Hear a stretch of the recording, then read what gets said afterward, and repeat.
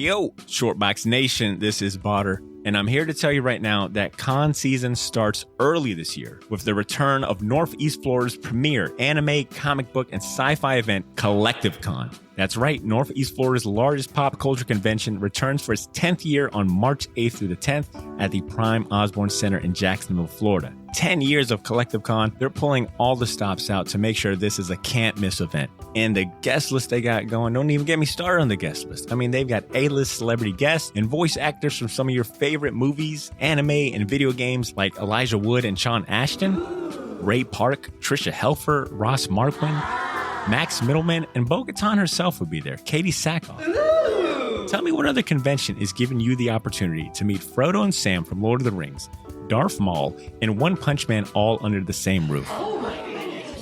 Only at Collective Con.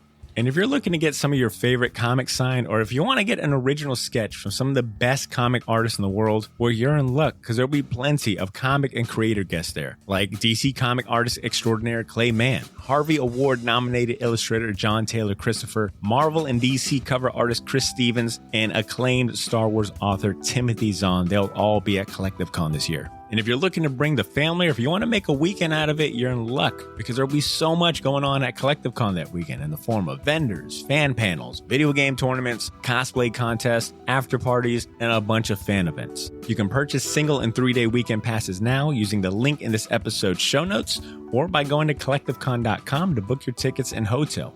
Buy your tickets now, and I'll see you at Collective Con, March 8th through the 10th.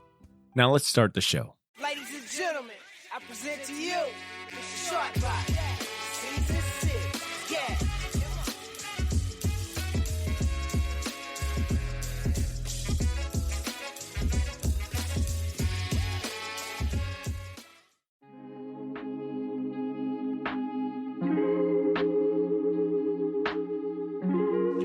Shortbox Nation, welcome to episode 287. I am your stalwart, never reluctant host, Cesar Cordero, and I'll be manning this episode solo. But that doesn't mean you won't hear from my amazing cohorts soon enough. In the meantime, check out our episode with Botter Milligan and Ryan Thompson, where they decide who has the larger ego on the internet. We've got a whole episode devoted to that, and some shit talking and some gaming and all kinds of things that will one day be iconic, but not now. As part of our episodes, you can find that and more on all of your favorite podcast apps. Speaking of episodes, the one you're about to enjoy right now is all about our Shortbox patrons. The same group of people who help us keep the lights on here at the Shortbox Studios by not only supporting the podcast, but many of our other projects and events. I invited a few of them to call in, say what they wanted to say, be as honest as they wanted to be. The good old Shortbox hotline, and we chat about comic books, video games, books, anime, any and all other activities that they've been doing to help them pass the time in their own respective bat caves. But that said, today I have a very special guest. He's one of our patrons. He's a dear friend, and you see him at everything you like here in Jacksonville. If you've seen this guy around GAM, your eyes have not deceived you, for he is the Duke of Duval. Ladies and gentlemen, welcome David Morales. What's up, man? Hey, how's it going? How was that? Was that pretty good? Yeah, that was awesome. Thank you for the intro. We aim to please here on the show. Maybe not everybody, but at least, our patrons, because they fucking keep the lights on. Understood. So how you been, man? You been okay?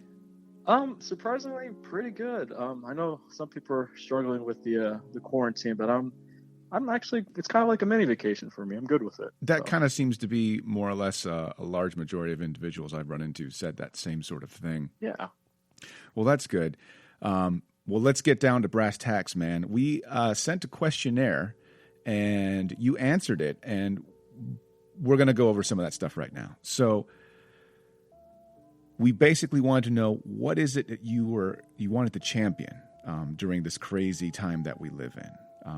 You had put in your response video games as a healthy form of escapism and their influence on the community. Now, I've seen you like like I had said earlier, around numerous cool events that have happened in Jacksonville, GAM being one of them.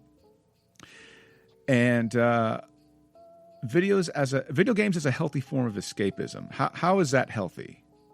Well, I feel like, video games, it helps us to go ahead and, obviously it's a great stress reliever, but I feel like more than ever, we need time to just kind of explore, other worlds out there within, not just like the actual world itself, but our own self. And I think that when you play video games, you're obviously exploring a whole new digital world, but you're getting to explore parts of yourself. You get to, interact with characters and environments where you can be completely candid without people watching you, unless of course you're streaming.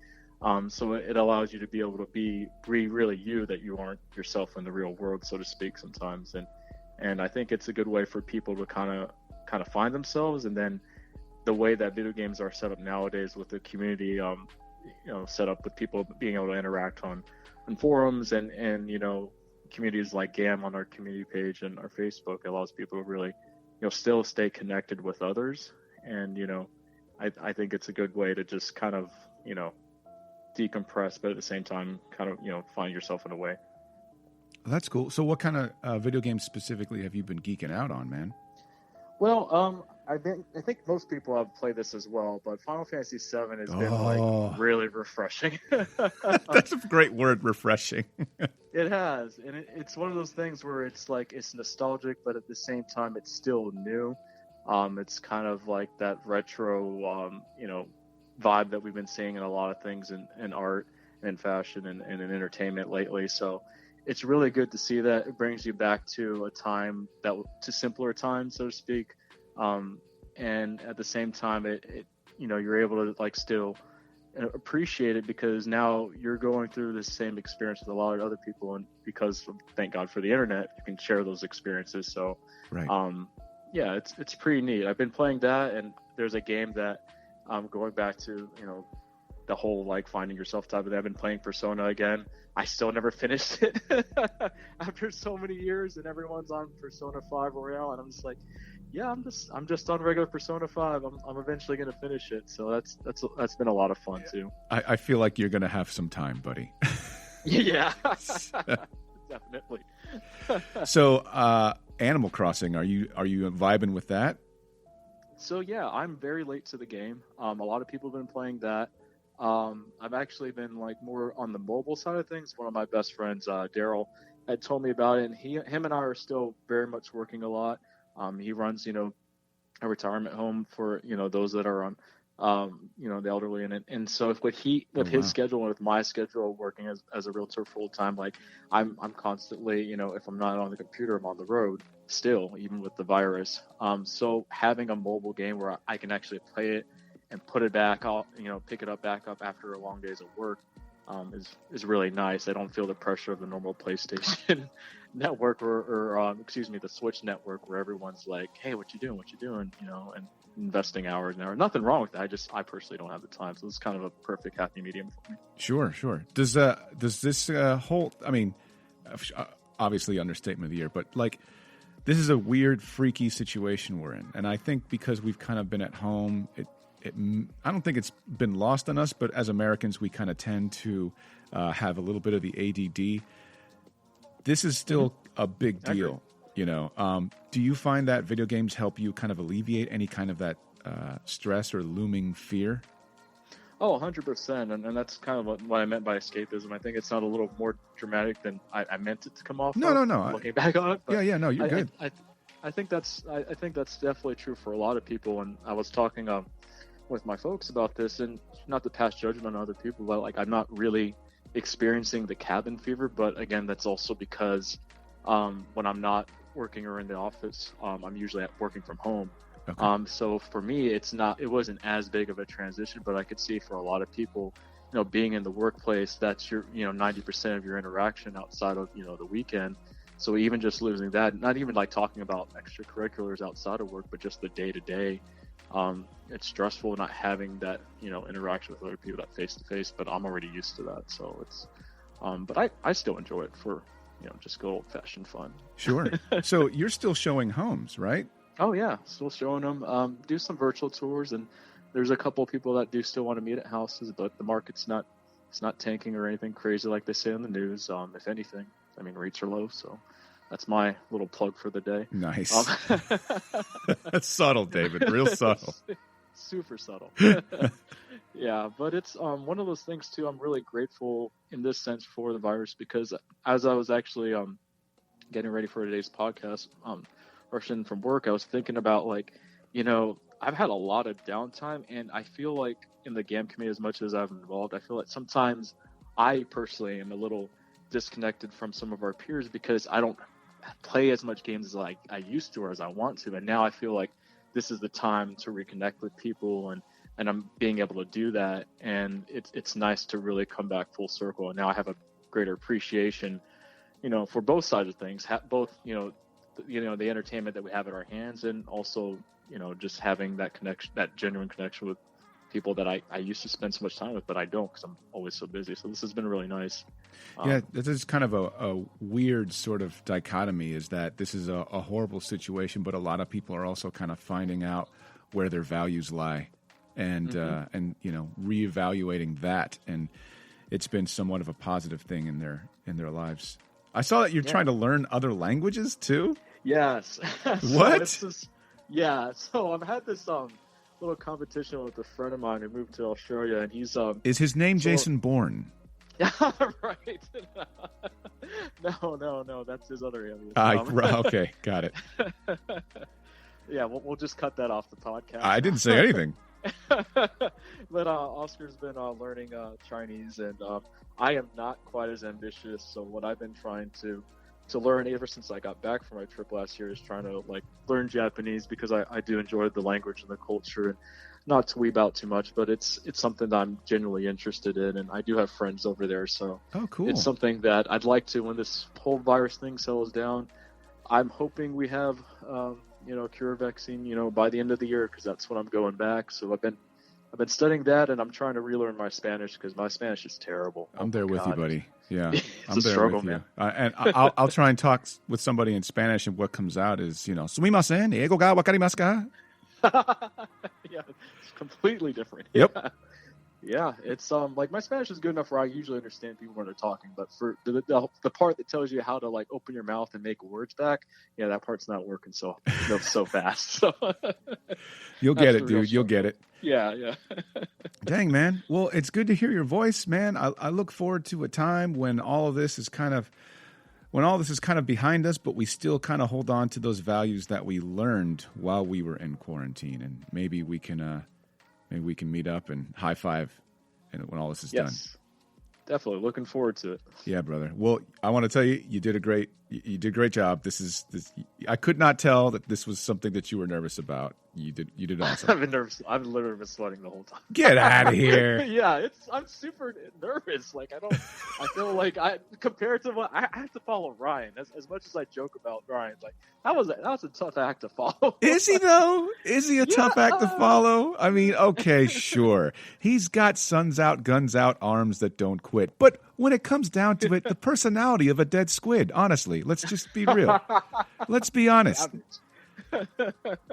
David, thank you so much for doing this, man. We appreciate you. This was good. Thank you. No, likewise. This was great. I appreciate it, Cesar. All right, stay safe, brother. You too. We'll see you. All right, peace. Hello. Austin? How's it going, man? Hey, dude, what's going on? Not too much. Laying in my bed with my legs kicked up in the air, comics in my hands. Sir, please, that's inappropriate, okay? I don't know what the fuck I'm going to talk about, but we'll figure it out. Oh, man, we got this, dude. Is there any way you want me to introduce you? Just with the right name, since Spotter's not on the call, it probably is possible. So he does he always drop the Austin Wade Ellis? Yep, every time. Nice. Nice. He's when to say Wade first, 6 times, and then we'll say Wade Austin Wade out. He'll stop himself to correct himself to say the wrong name. So, okay, hold on a second. You can just say Austin. Yeah, I was going to say, I'm just going to call you Austin like a normal person. Yeah, that would be cool. Okay, great. That sounds awesome, Austin. What the fuck? Why would he make it so hard on him? I don't Butter, know. I know He's you're never listening. called me. Why would you make this so hard on you? Whatever. We're here to talk to an amazing man. A man who terrified me the first day I met him because he always talked about kickboxing and threatened to hit me upside the head. The wonderful Austin Ellis. Austin, how are you, man? I'm good. I don't think I've ever threatened you, though. These were all lies. You're right. I just lied. I lied to everybody. Yeah, I don't think... I probably was talking too much about kickboxing or Muay Thai. Like No, okay, so... That was definitely a stretch of my life that I talked a lot about. So... It's like the old thing. It's, how do you know if someone's from Boston? They'll tell you as soon as they meet them. It's similar to how can you tell if someone trains kickboxing or Muay Thai? They'll tell you within the first 5 minutes of meeting them. Is that a real thing, for real? I don't know. I just sort of made that up, but it seems right. It seems like what I did. You said it with such confidence that I believed you. No, it just seems like, I mean, it's relatable. It seems, looking back, there's some stereotypes that are true. You know what I mean? And I think. Well, sure. Okay. So first off, Austin, hello. Hey, man. You've never struck me as a bro dude, actually. And I've lived my whole life to be the anti that. I've noticed. And it's funny. I think the last time I saw you, I was in my G.I. Joe uniform, and I was very, very envious of your camera. Camera in hand. Oh, dude, I'm sitting there with my little broadcast standard issue journalist camera, like, "Hello, Austin, how are you?" And you're like, "What's up, man?" Hair blowing in the wind majestically. No, it's not. I think that's a lie too, because I always wear a hat on the side. It's true.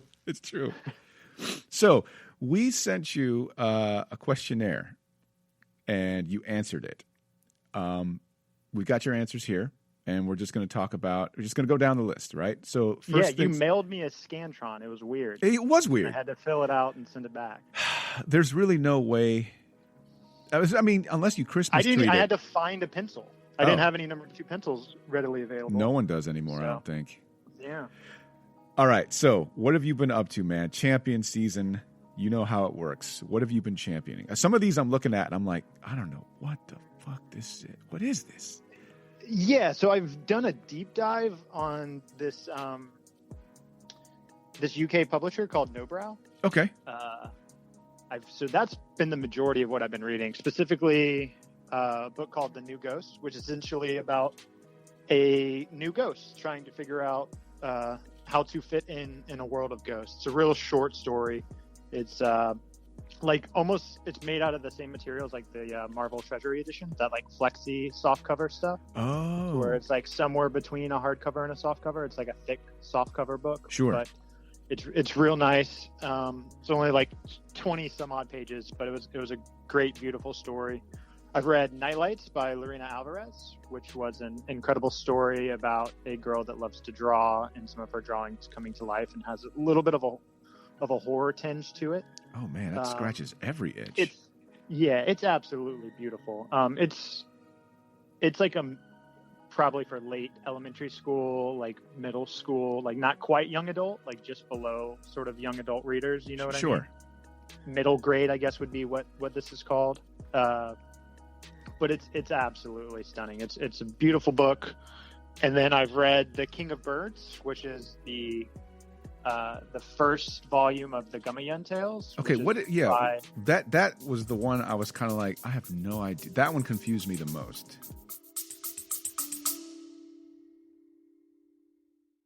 Yo, this is Botter. Sorry for interrupting this episode, but I'll keep it brief. I wanted to let you know about a massive sale we have going on over at the Shortbox store on all of our merchandise and apparel. That's theshortboxstore.bigcartel.com. You can now save 20% off your entire order using the discount code YOO, Y-O-O. So if you've been waiting for the right time to finally buy that gauntlet snapback, or if you ever wanted to buy any of the shirts you see me wear on the podcast, well, now's your chance to get them for a steal. We still have a few sizes left of everything, but they won't last long, and once they're gone, they are gone. And then I mentioned that all of our apparel is screen printed on high quality material. None of that heat transfer or direct to garment stuff. Our shirts are some of the most comfortable ones you'll ever wear, and the hats look even better in person. So wear your support for the Shortbox Nation proudly, knowing that you're going to look damn good doing it. Get to theshortboxstore.bigcartel.com as soon as you can And don't forget to use that discount code YOO, Y-O-O, to save 20% off your entire order. All of this information can be found in this episode's show notes if you want to get there faster.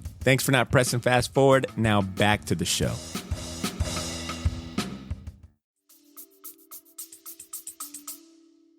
Yeah, so it's this writer-illustrator, Alexander Utkin, and it's sort of his retelling of Russian folk stories, basically, Russian fairy tales. And it's absolutely gorgeous, which has been, that's sort of No Brow's thing, is they produce basically the prettiest books, I feel like, in the world. They're based out of the UK, but they have a New York office as well. Okay, I was going to say, how did you hear about these guys? I think have you ever listened to Off Panel? I have not. Harper's comic interview podcast. No. He forever talked about his favorite book being a No Brow book called Fantasy Sports. Okay. In which I think it combines fantasy genres and sports. I haven't read that one, so I don't want to quote that, but I've seen the cover art, and that's sort of what it appears like. Elves and stuff playing basketball is sort of, I believe, what the cover of book one is of that.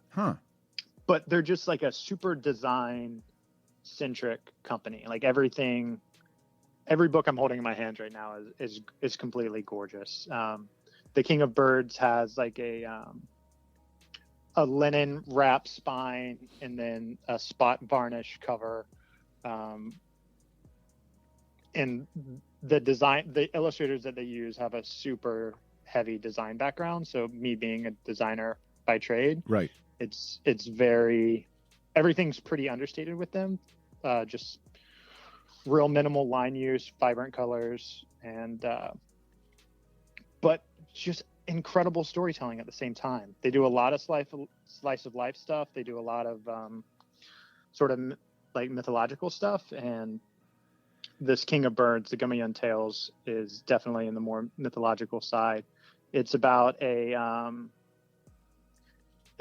war between the birds and the animals that happens over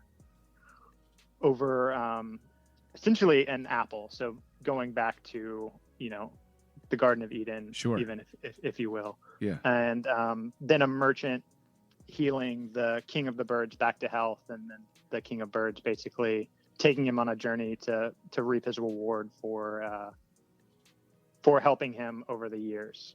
And it's just a great story. I mean, it's very much in that, the fairy tale kind of way, where there's a definite beginning, middle, and end. It's all an adventure.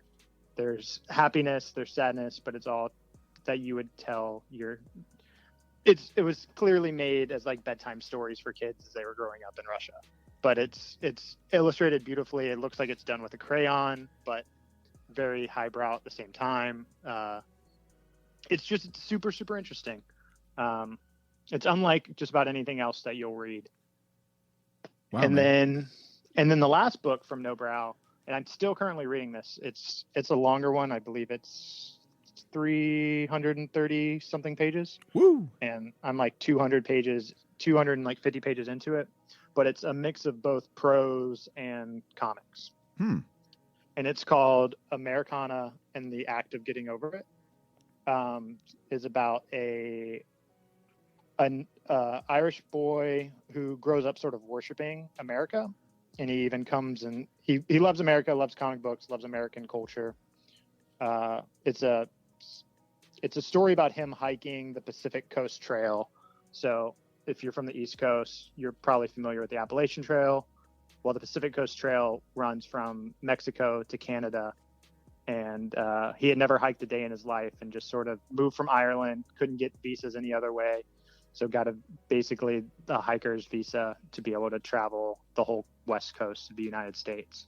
And it's essentially about him coming to terms with maybe America not being the greatest country in the world, but being very important to him at the same time.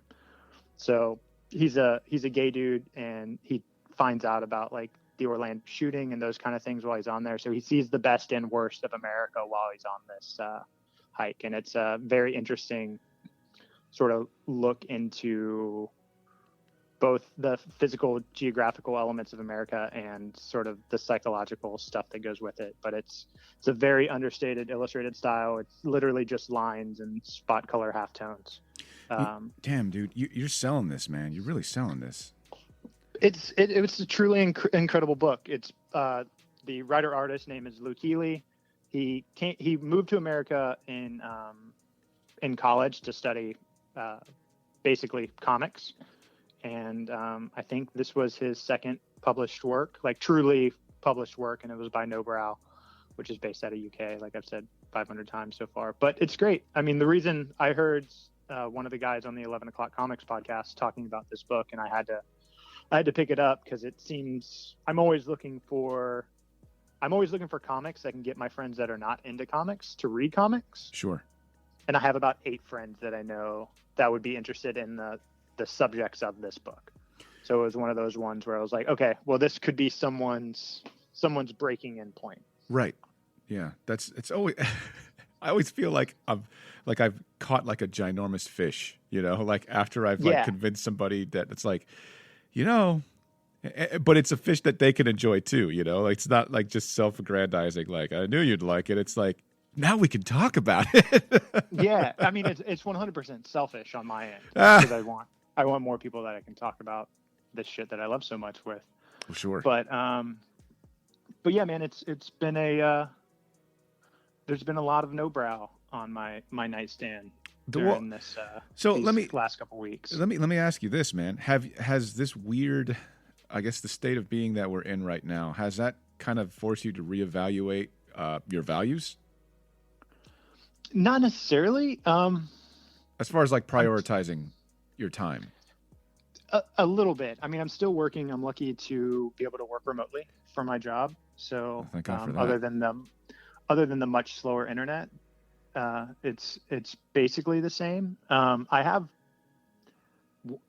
didn't want to come out of this with a whole new look on life. Like you see a lot of people saying, this is now the time to start your new business.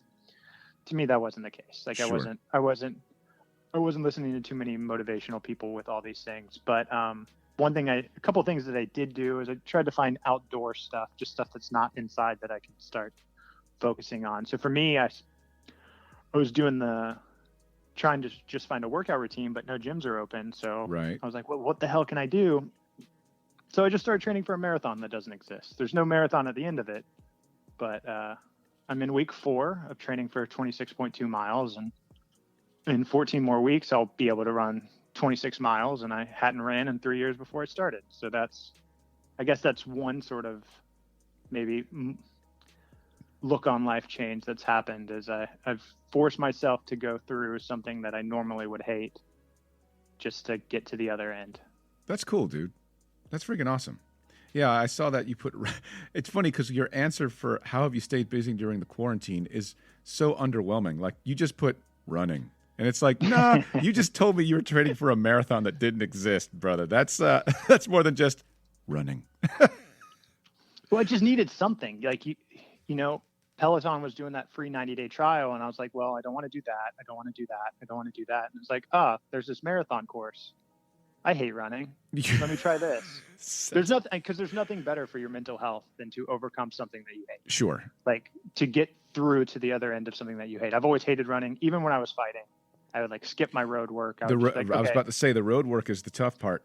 Yeah. So instead of running, I'd be like, I'll just do 12 rounds. I'll do an hour and a half on the bag rather than run for 30 minutes. Jump roping's the same thing. Jump roping I could do for whatever reason. I would sub jump roping for running. I just hated running. Yeah, it was just a mental barrier. Right. So I figured I could force myself to overcome something that I hate, and then I'll be in a slightly better situation. That's awesome, dude. You've got like transcendence all around, man. That's great. I don't know about that. And he's humble, folks. He's humble. Look at him. So I don't know, man. I asked our Amazon Alexa to fart for like 30 minutes yesterday, so I don't know how much transcendence there is. Look, dude, you don't have to be a rocket scientist to understand a fart joke, but you'd be stupid not to laugh at one. You know what I mean? I actually like that. I think that's the smartest thing I've ever heard you say. Dude, write it down because I don't say smart things very often. But you, I'm laughing at your answer. And we put anything additional you want to chat about, and you wrote Satan.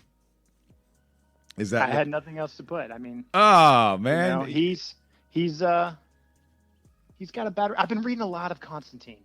Okay, I was gonna say you kind of let me down, I mean? man. I'm always down to talk about Satan, man. Yeah, I'm down to rap about our Dark Lord. I just finished the issue where Satan was confident that he basically found out that that his two brothers were adopted and that they weren't of the same bloodline, so he was able to overcome them to be able to go back on his deal with Constantine, and then Constantine still tricked him at the end and won the thing. So there's some Satan on my mind, I guess. Well, that's not a bad thing. It's not a bad thing, Balance. You got to have the balance. How good was Garth Ennis at writing in the early mid-90s? Wait, that's another thing I wanted to bring up. Rereading Garth Ennis, dude. That's I've been listening to Last Podcast on the Left like a whole lot, and one of the guys on there always talks about how awesome Garth Ennis is, and it's just like, yes, he is. But he will also come out with some stuff to where it's like, well, can't read that. Right. And like you said, 90% of the boys, I can't fuck with. I'm there with you, man. I'm there. The irony of like what he's talking about misses me. It's like it's not like ironically funny or a joke. It's just distasteful. Right. But then for whatever reason, what he does in Preacher is super distasteful. It is but perfect. There's it's distasteful, but it's not ironic. Sarcasm with it. Yeah, he's not being ironic or glib with the subject matter. It's a honest look at America, dude, tying it right back into the Americana. Yeah. Like, I get why you're digging that, because another Irish. I was about to say, Preacher. America. Yep, through the Irish lens, man. And I'm a huge comedy nerd, so the fact that he name drops Bill Hicks in there is something that's like, like he had me long before that. But Preacher, man, I don't know if it's my favorite, but it's up there. It's mine's his Constantine run is my favorite. So is that? I was about to ask you, is that the run that you've been reading where Satan kind of outwits but ends up getting outwitted? Yeah, okay. It's just a basic. It's just it's them on a seesaw where, for the first part, it's Constantine getting over on Satan, and then Satan thinking that he's up, and then of course Constantine, the cheeky bastard, comes out on top at the end. Damn. It's good. You can't beat a good Constantine story. Well, man, do you got anything you'd like to add? Just that Warren sucks. Warren. Now, who's this Warren person you speak of?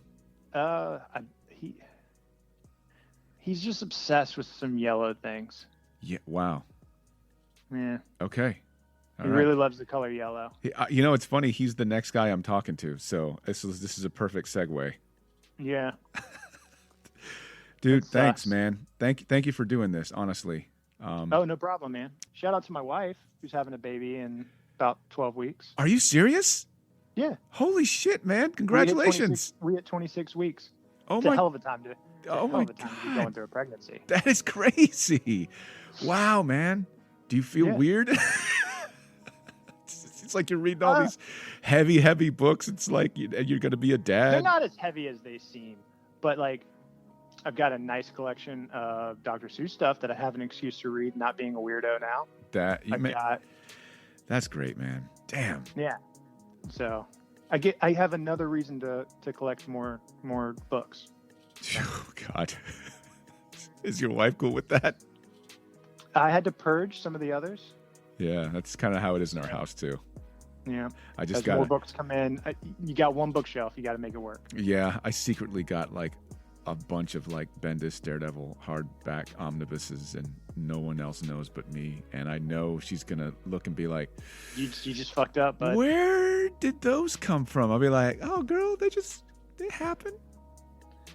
But that's one good thing about these no-brow books is they're beautiful. So I'm able to put them on on the side of coffee tables, and they're more, decorative than just on a bookshelf. Just putting them on a bookshelf with the spine showings like a waste of their potential. Right. That's a smart tactic. It's a smart move. Yeah. So. All right, brother. Well, I'm not real good at limiting it to 10 to 15 minutes. So. No, man. That's okay, man. You did good.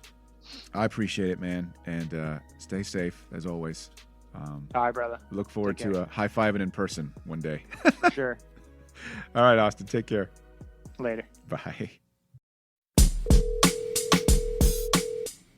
Yo, what's up, man? what's going on, baby? Did you just wake up? Nah, man. Just chilling. The Bard of Darkness, a.k.a. Warren Evans, man. What's up, dude? What's up, man? How's it going, C? Man, it's good to hear your voice, dude. I miss you, man. I really do. I miss you too, man. I miss a lot of people in these troubling times, you know? Yeah, it's weird. So I know that Barter probably texted you like a million times before we're talking right now, and sent you an email with all kinds of crazy questions. Yeah, well, yeah, you know, he has to keep me on brand for you guys. Got to keep me very organized. It's true. So that said, let's get down to it, dude. Let's do it. Champions. What do you got, man? I got your answers here, but I want to hear from you, straight from the mouth of Warren. So this whole thing, I've been playing a lot of video games, and as someone, you know, I've always been into video games, but the older I get, the more disconnected I am from like the big titles. I might play 1 or 2, maybe 3 games a year, just because I don't really make enough time to play games. Sure. But as a result of, you know, having more free time during this whole process, I signed up for PS Now, which for those who don't know, that's like a streaming service for PlayStation games. It goes all the way back to like PlayStation 2. There's a ton of stuff on there. And what they do is I think it's every month, they add some more recent titles. And some of the more recent stuff and some of the older stuff, you can download it so that, you know, if you don't have a great connection, you don't have to worry about, you know, being able to stream it, or if your internet can handle it. And they've got a lot of newer games on there. So I was immediately intrigued once I realized the value. I was like, $10 a month, I can play these games. I know I sound like I'm doing a legit ad for them. Like they're like the Short Box is not getting any money from the PlayStation Now. Just letting everybody know. Yeah, nor am I. Although, if you guys want to, you know, my email is on my Instagram. Dumbass. So you know, I was like, okay, $10. I'll do a free trial. I'll see what's up. A lot of older games, a lot of cool stuff. So, one game that I had wanted to play was a game called Horizon Zero Dawn. I'm sure all your listeners are like, yeah, dude, no shit, that game's like 3 years old. Sure. But it's a game that I had always heard was really cool. Never really had a chance to play it. I saw that was on there. I saw that game Control was on there. I'd heard a lot of good things about that. So I dove into both of those games. Horizon Zero Dawn was, I mean, honestly, you know, no hyperbole, amazing. One of the best video games I've ever played. I think it's safe to say. The story, everything about it's really great. They're also coming out with a comic book this year. Who's putting that out? And same, I want to, Scott, Austin sort of roasted me because he was like, "Oh, those guys suck." Dude, so I just got done talking with him. He roasted you too. He was like, "Yo, let's talk about how Warren sucks." Yeah, well, is that how y'all roll, man? Austin shit talk. Yeah, I was gonna say the Austin shit talk, but you know, everyone who knows Austin knows he sucks. But I can't remember. But it's coming out this year. There's a lot of story left to tell in that game and in just the franchise period. And same for Control. I listed as a champion because anyone who is into Twin Peaks, who's into X-Files, who's into anything that revolves around like, you know, an FBI type organization that has to do with any sort of, you know, science fiction, superpower. This is the game you were telling me about. Yeah, that is a game for anyone who's into that sort of thing. If that's your bag, It's a little bit Star Wars, a little bit Twin Peaks, it's just, it's a very, very cool story, and I feel like they're only getting started. I think there's clearly going to be more to that game and the story. They cast a real actress. Sometimes they just use someone's voice, they model them after whoever, but I'm hoping that means they would consider making a show of it because the story's really cool. Who knows? But yeah, fantastic games. So Horizon Zero Dawn and Control, played them both over the last really 2 weeks. Both fantastic games. So I noticed on the second question where we asked how you've been staying busy. So aside from playing all these badass games, you put organizing my collection and selling extras from my collection. So could you tell somebody who maybe is not in the know, what do you mean by your collection? So anyone who isn't familiar with me, I run an Instagram about my Simpsons collection. It's at Bart of Darkness. And over the course of that Instagram, I sort of just post, I'll feature a piece, talk about it when it was made, who made it, where it's from. And, since I've had this extra time, I've taken it to pull out some boxes, pull out some of my stuff that I sort of have stored away that may be harder to display on a shelf, or it may just be something I have extra of that I didn't really think to sell. And it's sort of giving me a chance to sort of not really log the collection, but see what I need and what I don't need, and if there's anything I want to get rid of to use towards something else. So I pulled out some boxes, went through some extras, sort of used my story and my Instagram to move some of those things. And a lot of it was board games that, I'm not going to open, I'm not going to play. They take up a lot of room. Sure. I kept some, but some of the ones that and this is no joke, I had 3 copies of Simpsons Monopoly. Don't ask me why. And so, because you're Warren, that's why. Those for sale. Yeah, well, that's why. But I posted them because I was like, maybe some people will find use for these while they have, more free time. So I moved a bunch of board games, made some room for some other stuff, and it was nice. It was almost liberating in a way to just get some of the stuff out of a box and redo some shelves. So also, you've been doing some cooking, man? Dude, I've been doing a lot of cooking, man, because my wife and I both love to cook. But, when you're really busy, that sort of, when there's a lot of good food around, it's easy to get lazy and I'll just pick something up on the way home. Sure. Or let's just do takeout. But during all this, since the easiest thing to do, even though you can still do takeout, don't get me wrong, but, if you're a bit paranoid like me, you want to stay home a little bit more often. So we've taken that time to hit the grocery store, make some stuff that we normally don't set aside enough time to make, and just really been going in the kitchen. It's been great. You're not the only one, man. A lot of people I know have said, man, I've been doing a lot of cooking. And I'm going to hold everyone to it. So, once this is done, I'm straight up inviting myself to everyone's house and being like, look, oh, you doing some cooking, huh? Well, prove it, Wolfgang. Let's see it. Let's see if this works out. It's going down. We need to do a short box potluck and dude, show what we learned. I've been doing a lot of eating, not a lot of cooking. So that's how that's going to happen. It's the best of both worlds for me. You already know. I gotta enjoy those leftovers. Oh, sweet God. So man, and it's funny. I've been kind of keeping up with you as far as texting is concerned, and I had for some reason forgotten that you were a drummer. And that you had turned me on to some of the music that you used to be a part of / make and create. And I've actually been vibing a lot to that. And I was just kind of like, oh man, that's awesome. Yeah, dude. I don't know. For those of you that don't know, if you want to hear more about Warren and his loves, as far as The Simpsons is concerned, you can listen to the Shortbox episode 259, and it's entitled Bart of Darkness. But this man he's got the soul of a poet, man. He's a good dude. I highly encourage you, you follow him on Instagram and just get into all the shit that he's into, because he's a good guy. And that leads to this. Look, the shit talking is coming. This is how I butter you up, man. I'm about to Paul Bunyan your legs. Let me just say that's too kind of you to say. I normally wouldn't agree with C, but I am actually very interested. So if you want to look into me, God damn it! I knew this was going to be Follow so. my Instagram, check out my collection. I mean, any good things that you guys want to say about me, I'm all ears. This is why I and knew I would. especially.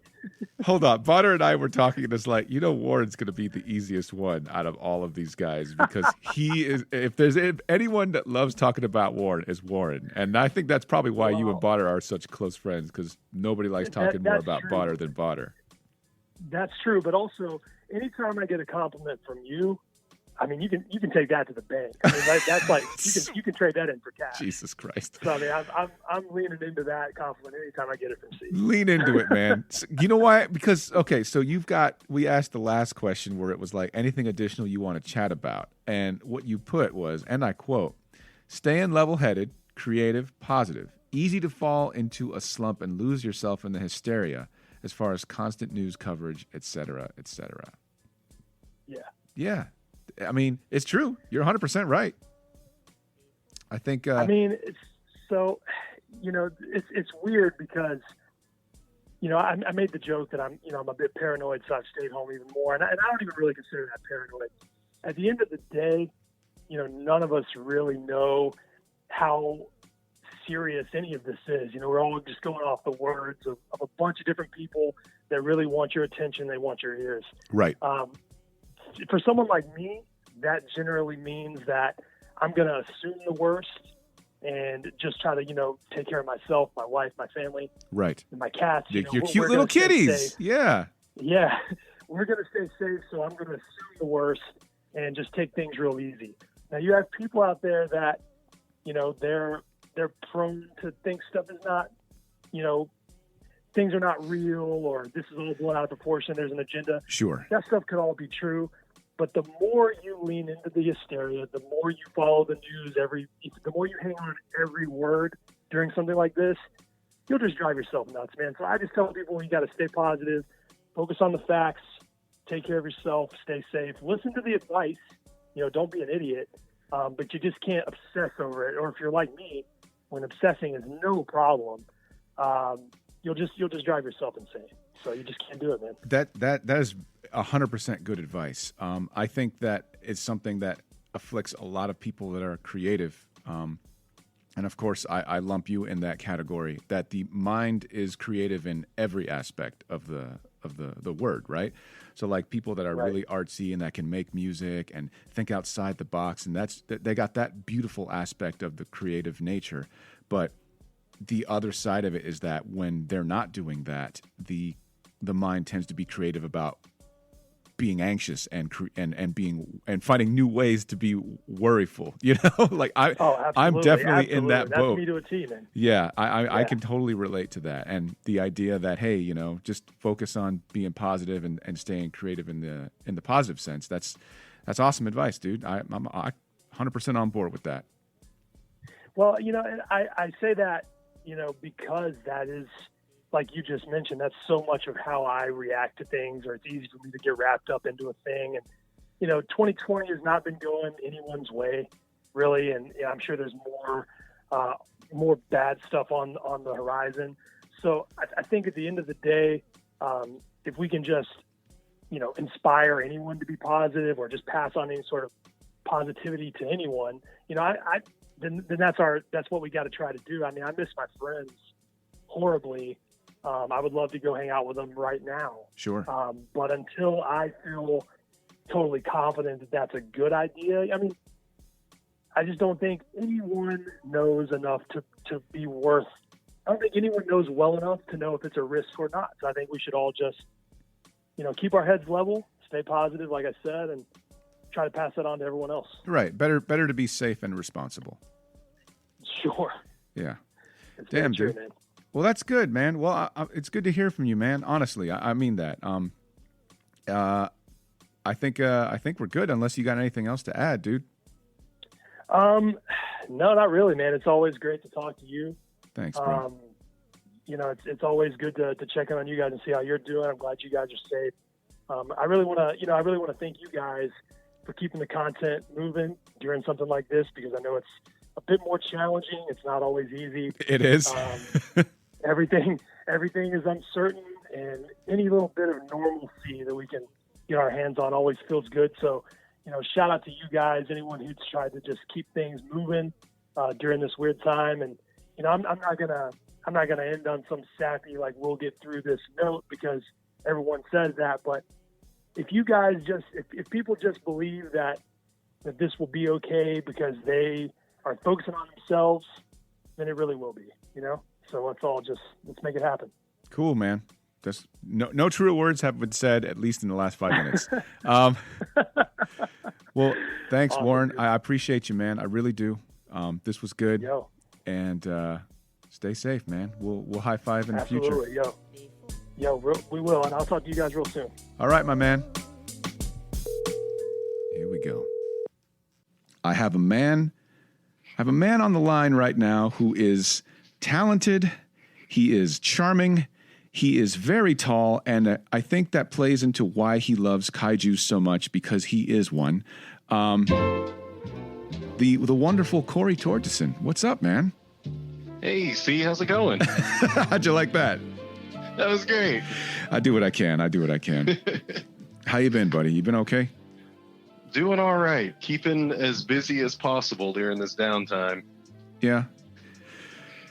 So I know Botter probably sent you the little questionnaire. Did he send you a few texts like, yo, are you good for today? Are you ready? Yeah, he reminded me that he wasn't going to be the one hosting. Just like, man, it's going to be C. It's not going to be me. You're actually going to have good content today. So it'll be all right. There it is. Well, let's get down to it, man. Let's talk about some of your champions. I got some of them. I got all your answers here, but I want to hear it straight from Corey's mouth. Like, talk to me, buddy. Oh, man. Recent champions started and finished God of War 4 during this whole thing. Nice. I just got that game in the mail. Man, it is a good time. And especially since you like mythology, they do some very, very cool stuff with Norse mythology in there. What's funny is I saw a cutscene with Jormungandr, and they had me. They had me right after that. Like, I was like, nope, stop. Nope, the World Serpent, I'm buying this game. I'm buying it. Yeah. Yeah, the graphics are great. And then, again, the story, a lot of my previously known knowledge, they would bring stuff up. And it's like, I wonder if they actually kept what we know of Norse mythology for this particular topic. And then a few hours later, be like, oh, shit, they did. That's awesome. Yeah, it was very surprising in those regards. So you've got local businesses as part of your champion. Oh, man. So Coliseum Beach is still open 2 days a week. That's where I get my comics. So I've still been out there to see Dave, and still been able to pick up, what little bit was actually shipped out there. As well as the places that are, keeping people fed. We got 5-star pizza last night. We've still been visiting, coffee places. Just living in Murray Hill, we've been trying to visit a lot of our local businesses who are trying to just keep things moving. Yeah, my wife and I have been doing the exact same thing. So have you seen those shirts that 5-star have that look like the Metallica Master of Puppets cover? I have not. Dude, their staff, they have these badass like t-shirts that it's the word 5-star is written like the Metallica font from the 80s. And on the back it says Master of Pizza, and it's all the graves but like pizza boxes. It's fucking awesome. And I asked the dude, I was like, where do you guys sell those? Can I get one of those? And I noticed that the little guy I asked didn't have one of those shirts on. He looked at me and he goes, no, they're not for sale. I don't even have one yet. Oh, man. I was like, yo, that's how it made me want one so much more. Like, I'm like, just offer him a few bucks. Be like, yo, if I give you a couple extra bucks, you still won't get one, right? Like, what do I got to do? You guys send me Christmas cards every year. Come on. Just send me a Metallica shirt. That's all I want. So what kind of podcast you been getting into, man, besides the best one that you're on right now? Oh, man, other than this, I... Nothing? Great. Cool. Let's move on with the next question. No. Epic fails of history. Oh, nice. Eric reached out and asked me to do a spiel on the Fukushima Daiichi nuclear disaster from 2011. The Slater hater. Yeah. And I've submitted 2 reviews for another podcast he's a part of, reviewing all of the Bond films. And they just started, I think, 5 or 6 weeks ago now. Wow. Yeah. What episode were you on? I did Goldfinger and You Only Live Twice so far. Nice. Goldfinger. Yeah. Awesome. Yeah, it's been great. So it's been fun stretching a little bit more of the podcast muscles. Damn, dude. That's great. So, of course, you've got manga on your list. What kind of manga have you been consuming? Rereading some of the Ultraman. God bless you. I picked one up and had no idea what was going on, and it was like, all right, let's restart. This like 2 issues a year thing is kind of hard to keep up with what's happening. It's true. Are you stoked for the Marvel Ultraman?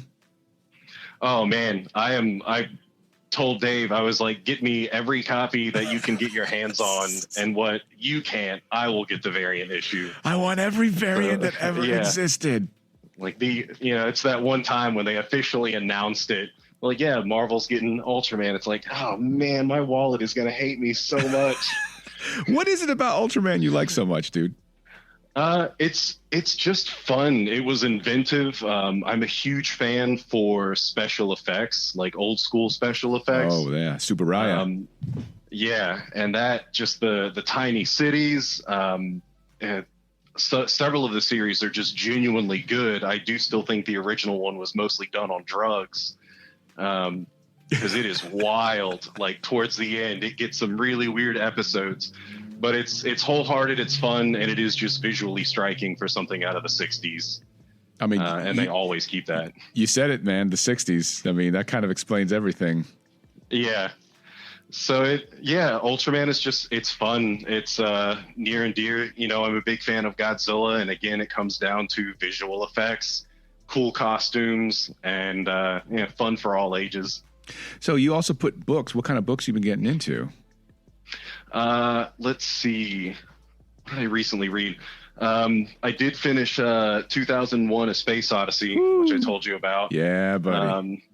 Yeah, that was like right before all this started, and that was a train ride, because it's so very different from the film. Dude, how about that? Okay, and spoilers if you haven't read 2001, because this is not in the movie, where the monolith is basically testing out the dexterity of basically an Australopithecine man or a Neanderthal.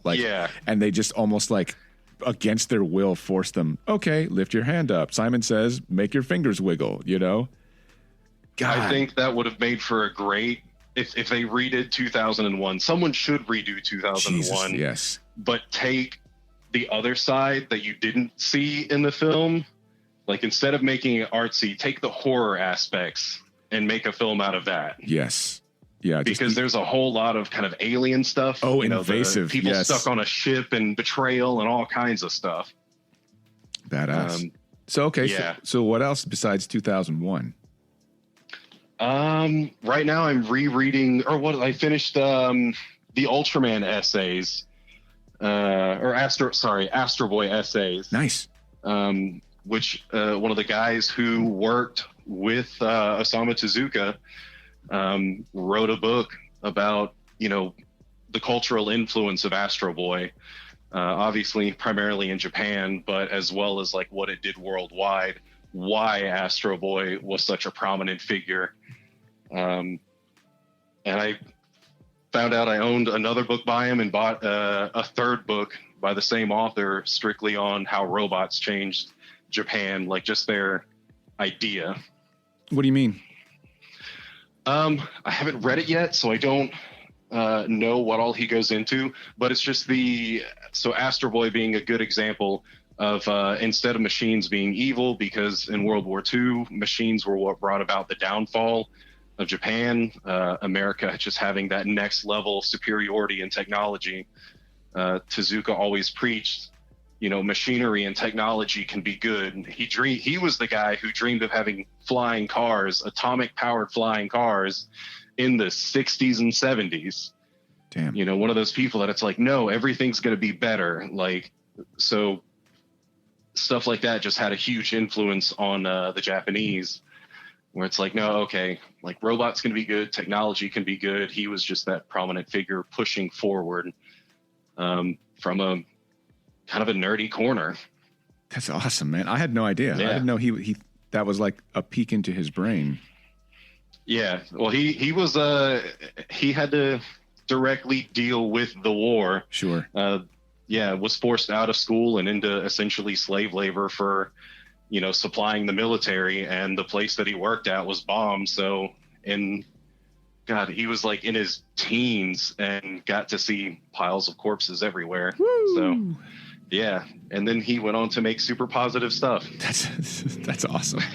Yeah. So speaking of badasses, you are a badass photographer. How has this whole thing affected you and your art and your business?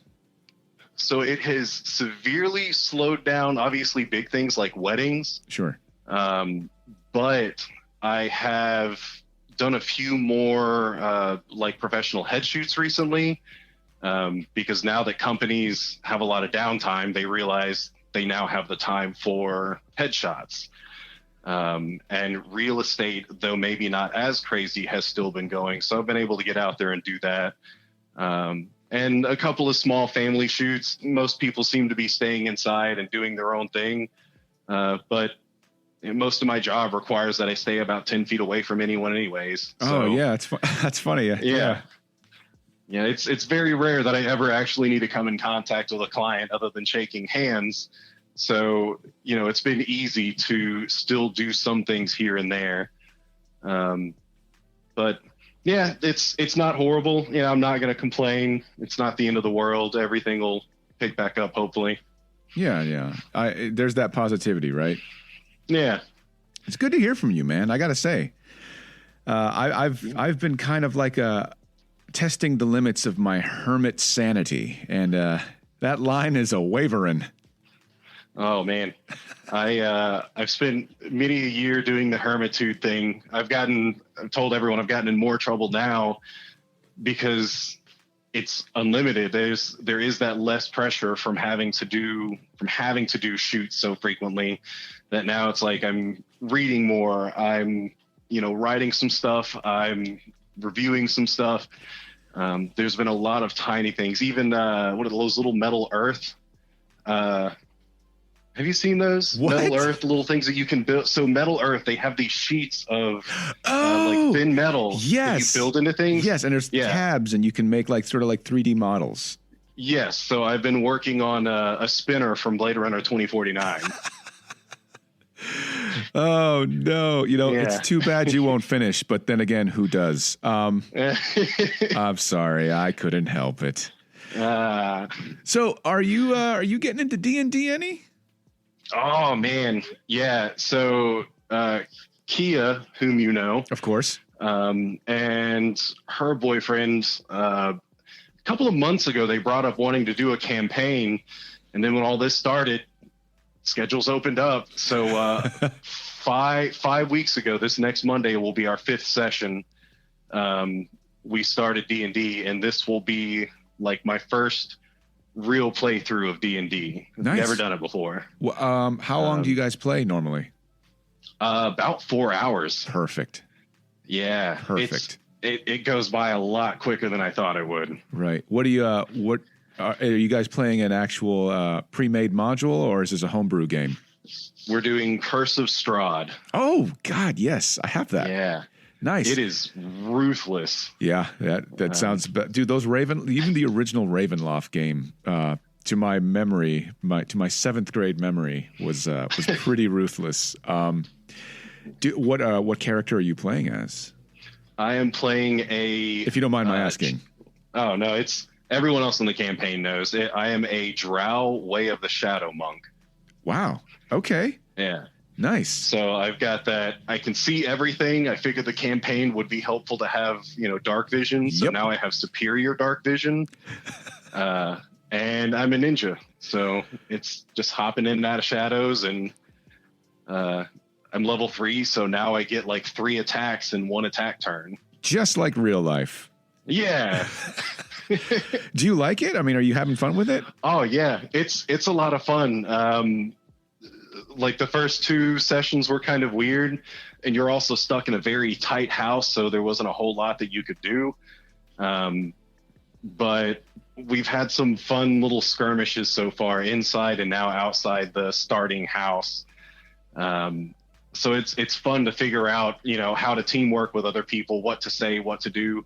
I don't know the mechanics of D&D, so I have spent hours watching videos on how to play. Right. To just get a better understanding of what I can say or do in a turn. Am I supposed to know the difficulty class? No. No.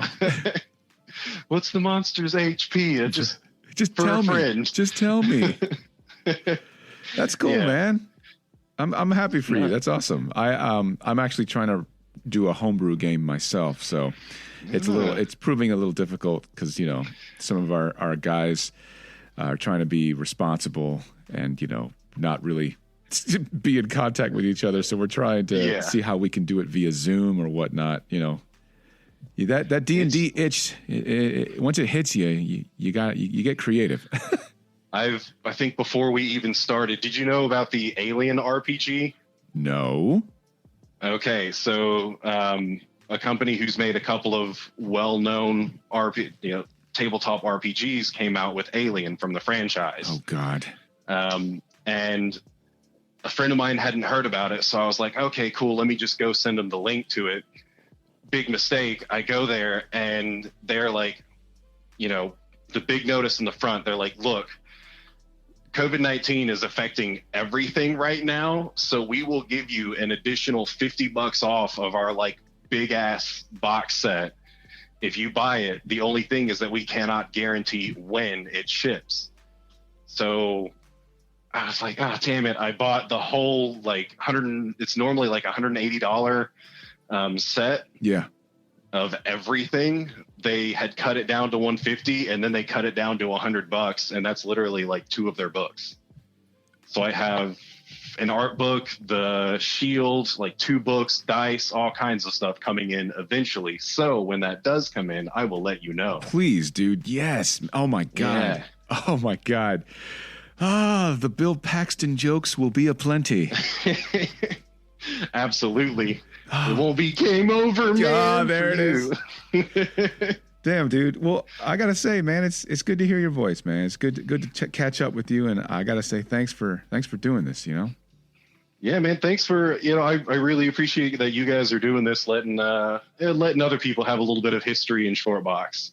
Man, the other people, as you put it, are the only reason why we're doing this, man. Like that sounds like lip service. It really isn't. We aren't anything without our listeners. So it's cool that we get to yuck it up. I mean, I see you on somewhat of the, before all this happened, somewhat of the regular, and it's neat to do this too. To have you on the show and verbally high five. Yeah, no, I know all of us Patreon supporters appreciate it. You're helping keep sanity, man. Dude, it keeps us sane doing this. So thanks again. And I look forward to seeing you in the future, man, in person. Yeah, dude. Take care of yourself. Stay safe out there. All right, man. Peace. Peace. I have a guest who I have never met, but Botter always tells me that I need to, and that he is a part of the Resident Old Guy Club.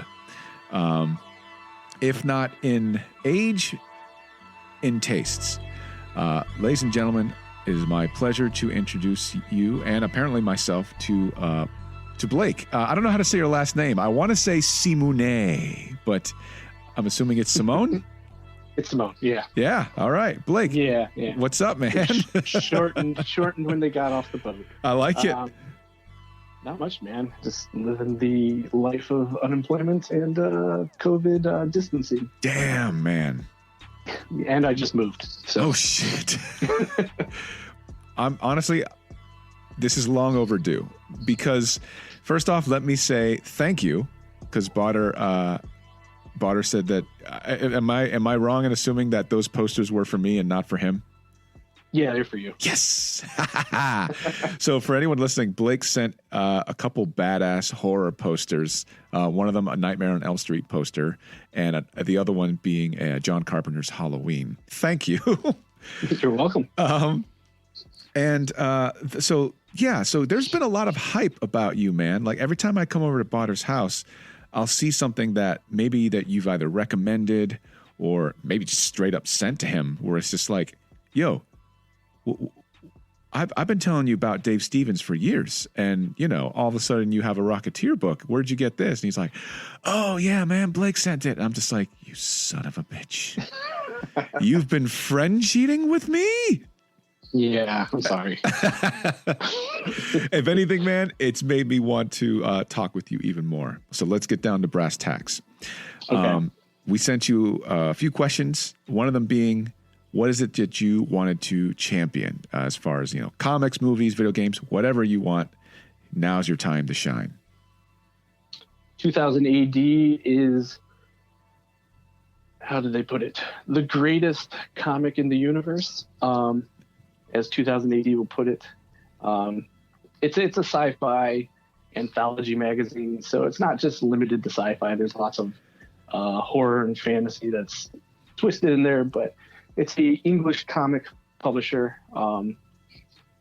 If people like heavy metal and the way that is set up, or Dark Horse Presents, they were probably getting into 2000 AD, so you're getting snippets of story through each issue in an anthological setting, and you get to read it quick, because I think it's, 8 pages that they get to tell story? Right. Yeah. So I'm sure people through Guardians of the Galaxy know the name Dan Abnett and Andy Lanning, who started at 2000 AD, both British as well, who made it over the pond. I'm not sure if those guys started with Vertigo, because I know Vertigo was, hand-picking talent from over there for a while. Sure. So those guys did the run that the movies were based off of in, what was that, 2008, 2009? That sounds about right. I think so. I know that you mentioned that you had moved. How else have you stayed busy? Because I see that you put movies and video games and reading. Yeah, man. my movie list has hopped up from, because I write down what I watch every year just for my own reference. And in the past 2 months, it's jumped from 15 to 55 movies. Wow. Oh, wow. You're not working. You get bored. You stay up late. Yeah, sure. Did you, so how did you get into Dave Stevens, man? We got to talk about this.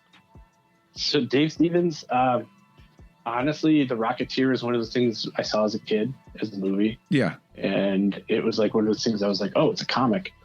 So over the years, I tried finding The Rocketeer, and it wasn't easy. And then IDW put out that hardcover. Oh, yes. And I was finally able to read it, and that's when I started doing the slow dive and finding the 2 issues, which are magazine size. So people, if you're looking for The Rocketeer at all, look in the magazine size stuff, because that's where you're going to find it. Dave Stevens, Brian Bolland, and Bernie Wrightson are all kind of my favorite artists. Oh, God. So it's very comic booky, but yet there's a lot of realism to it, and that's why I like those guys' styles. All those guys, their line work is tremendously fine-tuned. It's ridiculous. Yes. And you don't notice it until you see the black and white stuff. Sure. Right. Yeah. Absolutely. Yeah. I actually almost prefer all those guys in their black and white with the little ink wash, just because you get to see all the beautiful details.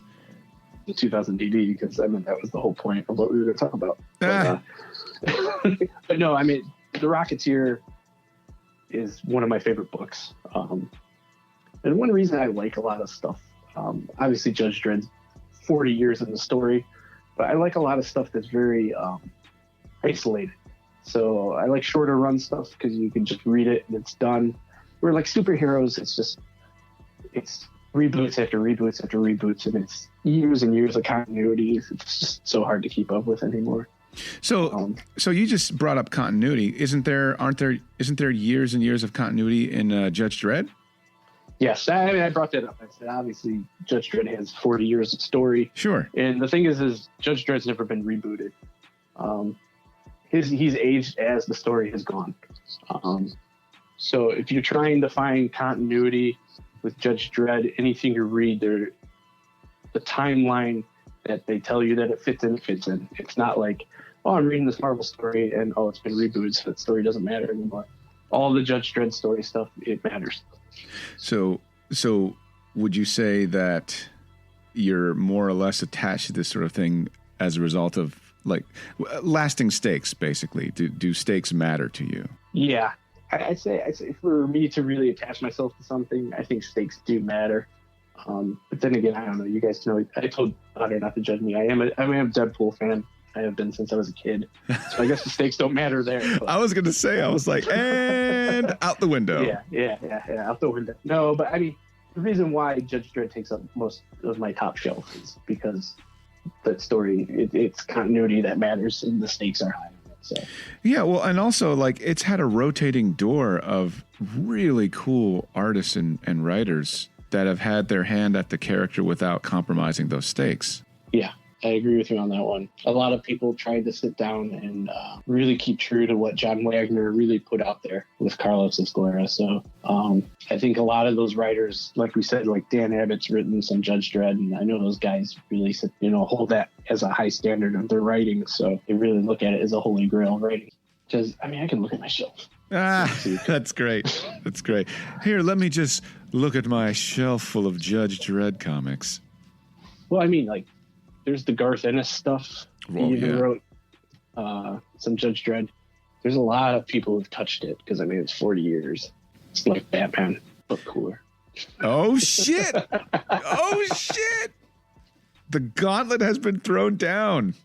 Which is funny because the next biggest section on myself is probably Batman. So I'm not gonna really sit there and say I'm not a Batman fan, but this is probably why Botter says we'd probably get along at some point. Damn, man. Well, let's talk about the real quick heavy hitters before we get off. By all means. So if people have ever read Grant Morrison, Alan Moore, and Neil Gaiman, they all got their start in 2000 AD. So, yeah, goddamn. So if people are into, those types of writers and artists, they should be at least looking back into a catalog of 2000 AD for a little bit. Well, you had mentioned heavy metal earlier, and it's kind of weird to think that, like, everybody kind of looks at heavy metal as like, oh, it's the European anthology, when it's like very, very French, at least, in its heyday, right? And 2000 AD is, you can tell the culture's different, like, because it's very, very British. It's very British. The humor in it is extremely British, even to the type of sci-fi that it is, where heavy metal is more of a fantasy sci-fi. So the French, obviously, you can tell with Jodorowsky and Mobius. That stuff is very sci-fi, but it was fantasy, where it's very apocalyptic in a lot of the sci-fi in Britain. Sure. And I think a lot of that comes because of post-World War II. It's the whole thing like Godzilla. Right. 100%. Yeah. Dang, man. Well, do you got anything else you want to add, man? Yeah, I don't know. I don't. Honestly, if you guys want to, just go read 2000 AD, but go pick up The Rocketeer. Nice. Do both you and I a favor and read that. Absolutely. I'll co-sign on that all day. And then maybe read some Usagi Yojimbo. Oh, what? Yeah, you hit me with that. We're about to get off and you're going to drop that fucking shit on me? That's something we can talk about later. We don't have to tie up the phone. That's awesome, man. That's awesome. Well, I got to say, Blake, it's great to meet you. Likewise. I hope everything works out, man, honestly. And all your endeavors. Hopefully we'll get to one day meet in person. Yeah, I mean, I'm sure that'll happen. Sweet. Sure, it'd be a con or as I joked with Botter, I was like, "Where's that wedding invitation, man?" Dude, for real, for real. Yeah. All right, my man. Well, all right, man. Stay safe. Good to finally talk. I'm glad you enjoyed those posters. Oh, man, of course. Thank you again. If I come across anything in my downsizing I feel like you'll enjoy, I'll just send it. Oh, dude. Yes. Yeah. Shh, don't say that too loud. I know my wife could hear this. I know, even though we're talking on the phone, she'll be like, "What the fuck did you just say? What did you say? More stuff in the house? How dare you?" Yeah. Maybe I might have some extra ABC Warriors stuff. Oh, what? Oh, damn. Yeah. What are you doing, Blake? What are you doing if to I me? if I have some, I'll send it. Man. What are you doing to me, Blake? All right, man. It's good. It's good catching up. Yeah, man. All right. Talk to you later. Take care, brother. You too. Bye.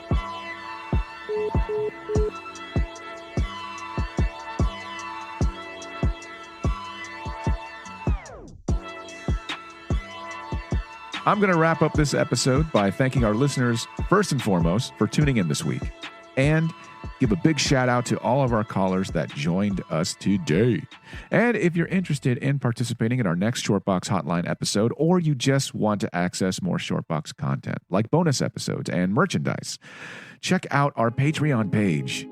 Please, we need your fucking money. Just do it. It's at patreon.com/theshortbox. Patreon.com/theshortbox. And consider supporting the show as a fellow prestigious Shortbox patron. Tell your friends. We'll do our best to have a new episode for you guys next week. In the meantime, make sure you follow us on social media at the Shortbox Jacks to stay up to date with all our latest offerings and silliness. Everything we have, you can see it there. Thank you for your time. We appreciate it. Best of luck out there, Shortbox Nation. Stay safe. Stay healthy. I hope to see you guys again in the future. See you then.